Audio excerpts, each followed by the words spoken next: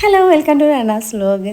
ഇന്ന് നമ്മളെ വീഡിയോയിൽ എന്താണെന്ന് അറിയോ, ഇപ്പോൾ ട്രെൻഡായിട്ട് ഓടിക്കൊണ്ടിരിക്കുന്ന ഒരു ഡിസൈനാട്ടോ, കേക്ക് ഡിസൈന്. അപ്പോൾ ഇത് കുറച്ച് ദിവസമായി ഇങ്ങനെ ഉണ്ടാക്കണം എന്ന് വിചാരിച്ച അവസാനം എന്തായാലും ഉണ്ടാക്കി. അപ്പോൾ അതിന് ആദ്യം തന്നെ വേണ്ടത് നമ്മൾ ഫോണ്ടൻറ്റിലാട്ടോ ഞാൻ ഉണ്ടാക്കുന്നത്. അപ്പോൾ ഒരു ഫോണ്ടൻറ്റ് ഈ ഒരു ഷേപ്പിലാണ് ഞാൻ എടുക്കുന്നത്. അപ്പോൾ അതുകൊണ്ട് നിങ്ങൾക്ക് ഇഷ്ടമുള്ള ഷേപ്പ് എടുക്കാം കേട്ടോ. അപ്പോൾ ഞാൻ ഈ ഒരു ഷേപ്പിൽ എടുത്തിട്ട് സെൻറ്ററിൽ ഞാൻ എൻ്റെ പേരിനെ എഴുതി കൊടുത്തു.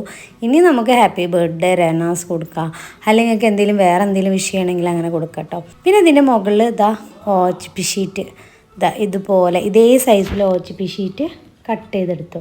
അപ്പോൾ മുകളിൽ കട്ട് ചെയ്യുന്ന OHP ഷീറ്റ് കുറച്ചും കൂടെ ഇതിനേക്കാളും കുറച്ച് വലുപ്പമാണ്. കാരണം അതെനിക്ക് ഞാൻ മറന്നു പോയിട്ടുണ്ടായിരുന്നു കേട്ടോ. അപ്പോൾ അത് കുറച്ചും കൂടെ വലുപ്പത്തിലെടുക്കുക. പിന്നെ താഴെ ഞാൻ OHP ഷീറ്റ് വെച്ചിട്ടുണ്ട്. ഫോണ്ടൻ്റ് ആയതുകൊണ്ട് എനിക്ക് ഈസി ആയിട്ട് റിമൂവ് ചെയ്യാൻ വേണ്ടിയിട്ട് ഞാൻ OHP ഷീറ്റ് വെച്ചിട്ടുണ്ട്. വേണമെന്നില്ല കേട്ടോ, അത് നിർബന്ധമില്ല. അത് അതിൻ്റെ അളവിൽ തന്നെ എടുക്കുക.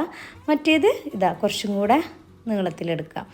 പിന്നെ ഒരു കാര്യം ശ്രദ്ധിക്കാനുള്ളതിൽ ഞാൻ വിട്ടുപോയത്, ഈ എടുക്കണ ഭാഗം നമ്മളെ ഫസ്റ്റ് ലെറ്ററിൻ്റെ ആറിൻ്റെ അടുത്ത് ഇപ്പുറത്താണെന്നുണ്ടെങ്കിൽ നമുക്ക് ഇവിടുന്ന് തുറക്കാം.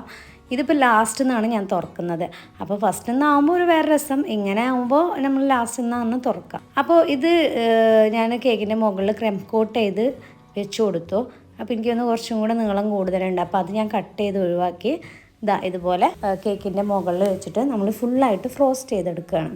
അപ്പോൾ ക്രീം കോട്ട് കഴിഞ്ഞിട്ടാണ് കേട്ടോ ഇത് വെക്കേണ്ടത്.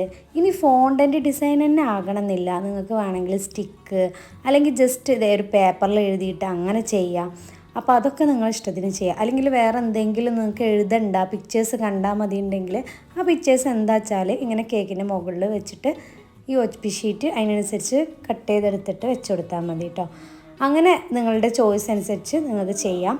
സൈഡിലായിട്ട് വിപ്പിംഗ് ക്രീമിൽ കുറച്ച് യെല്ലോ കളർ ആഡ് ചെയ്തിട്ട് നമ്മുടെ ബ്രഷ് ഉപയോഗിച്ചിട്ട് ഡിസൈൻ ചെയ്യാണ് കേട്ടോ. പിന്നെ ഒരു ഹാപ്പി ബർത്ത്ഡേൻ്റെ സ്റ്റിക്കും കൂടെ മുകളിൽ കുത്തിവെച്ച് കൊടുത്തു. പിന്നെ അത് കഴിഞ്ഞ് ഒരു ഗോൾഡ് ഫോയിലും കൂടെ സൈഡിൽ വെച്ച് കൊടുത്തു.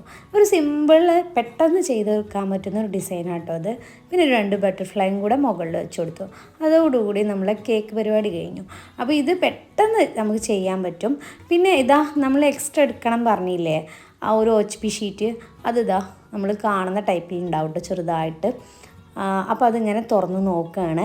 ഭയങ്കര എക്സൈറ്റ്മെൻ്റ് ആണല്ലോ, എന്താണ് ഉള്ളിൽ എഴുതിയിരിക്കണതെന്ന് നോക്കാനൊക്കെ. ഇനി ഹാപ്പി ബർത്ത്ഡേ സ്റ്റിക്കില്ല, അത് മുഴുവനായിട്ട് അതിൻ്റെ ഉള്ളിൽ കൊടുക്കുകയാണെങ്കിൽ നമ്മൾ തീരെ അറിയില്ല, എന്താ ഒരു ക്ലൂ പോലും കിട്ടില്ല അല്ലേ.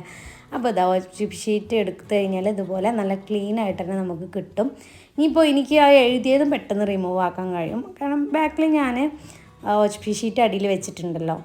അങ്ങനെ സംഭവം സിമ്പിളാണ്. അതുപോലെ ഭയങ്കരമായിട്ട് കേക്ക് കൊടുക്കുന്ന ആൾക്കാർക്ക് ഭയങ്കര ഒരു ഒരു ആകാംക്ഷയായിരിക്കും ഉള്ളിൽ എന്താണ് എന്നുള്ളത്.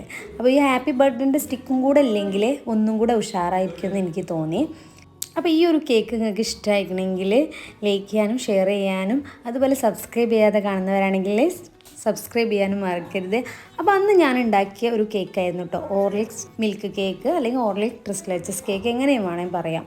അപ്പോൾ ഇതിൻ്റെ ഒരു റെസിപ്പി നെക്സ്റ്റ് വീഡിയോയിൽ കാണുന്നവരെ എല്ലാവർക്കും ടാറ്റാ ബൈ.